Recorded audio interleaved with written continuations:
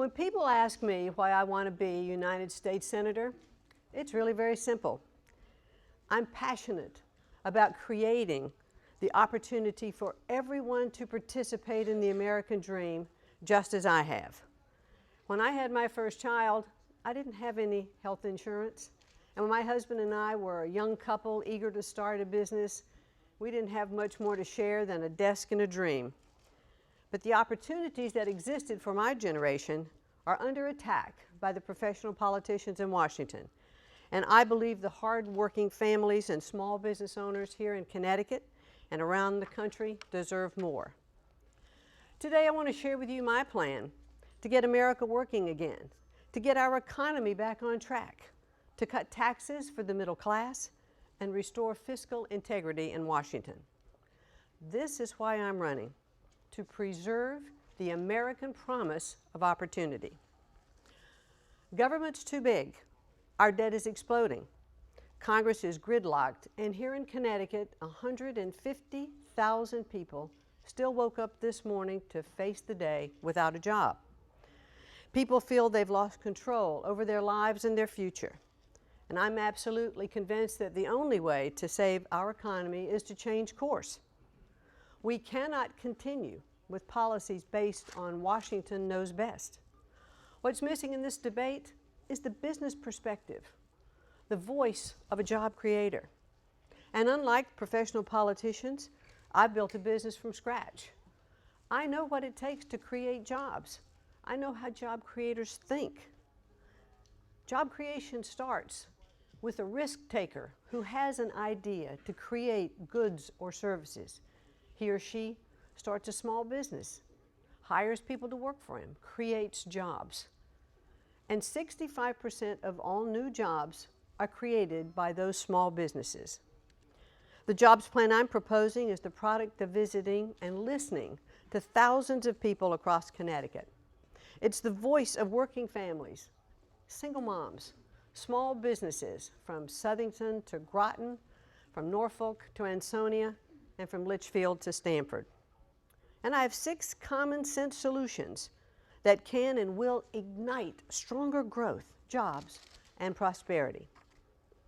First, let's pass a middle-class tax cut. The people of Connecticut are overtaxed. I support lowering taxes on individuals and families. The less money government takes from the middle class, the more they keep in their pockets to spend for their family's future. I would reduce the 25% personal tax rate to 15% while keeping the upper tiers, the upper rates the same, just as they've been for almost a decade. Under my plan, a Connecticut family of 4 earning approximately $125,000 a year will save $6,000 next year. Second, I want to level the playing field for our job creators.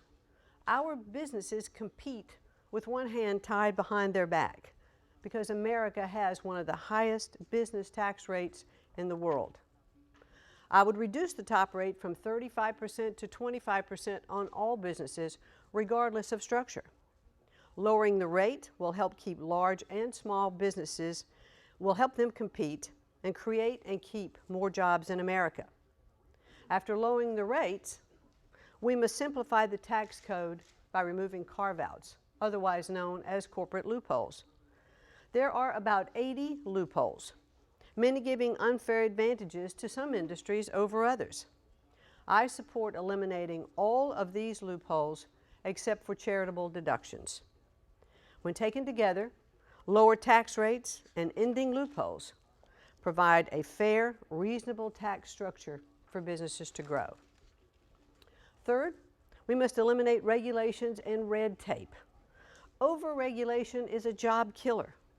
Businesses pay an astonishing $1.75 trillion a year in regulatory costs. For example, small manufacturers are paying approximately $28,000 in regulatory costs for each employee every year. And more regulations just keep piling up. It's time to stand up with our small business community, and this begins with repealing Obamacare and reforming Dodd-Frank. In broad terms, I support strengthening Congress's ability to halt bad regulations that kill jobs. Fourth, we have to stop out-of-control spending, borrowing, and debt. I believe we must force government to live within its means, just as states and companies and families do. It would begin with a 1% real spending reduction each year, just 1 penny out of every dollar. It's just that simple. We must fight for a balanced budget amendment to end deficit spending. We must eliminate earmarks, only fund projects on their merits, and not because it's a favor or a connection to a political insider, and require government to justify every expenditure in every program for every agency. But we must be targeted in where we cut. I oppose defense cuts that put America at risk, and I oppose defense cuts that threaten the 40,000 jobs right here in Connecticut. I believe we must stand behind those who stand up for America. Fifth, I want to provide the unemployed the training and skills they need to fill the jobs that are available. Business owners all across Connecticut continue to tell me that they have jobs available, but they don't have the skilled workforce to fill those jobs. In spite of the fact the federal government has 47 different training programs which have substantial overlap. I don't believe government bureaucrats should dictate which training models work best. Instead, let's connect our job creators with the unemployed through public-private partnerships, through education, through work-study programs, through apprentice programs.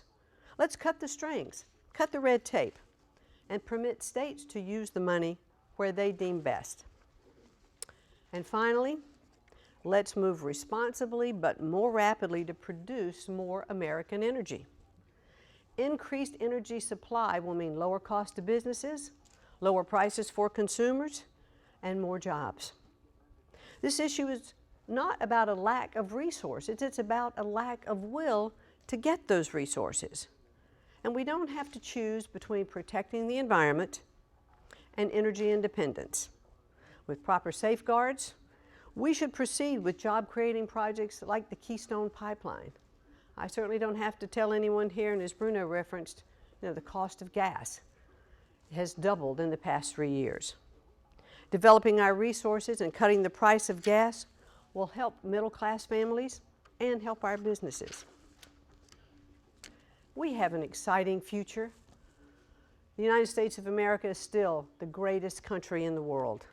But we must embrace policies that help the middle class, allow our businesses to grow, and get our people working again. To sum up, these are 6 common sense solutions for a stronger economy and more jobs. 6 solutions to take us off this road to ruin and lead America to greater stability, growth, jobs, and prosperity. I want to be able to say, our people are working again. And with your help and your support, that's exactly what we'll do. Thank you.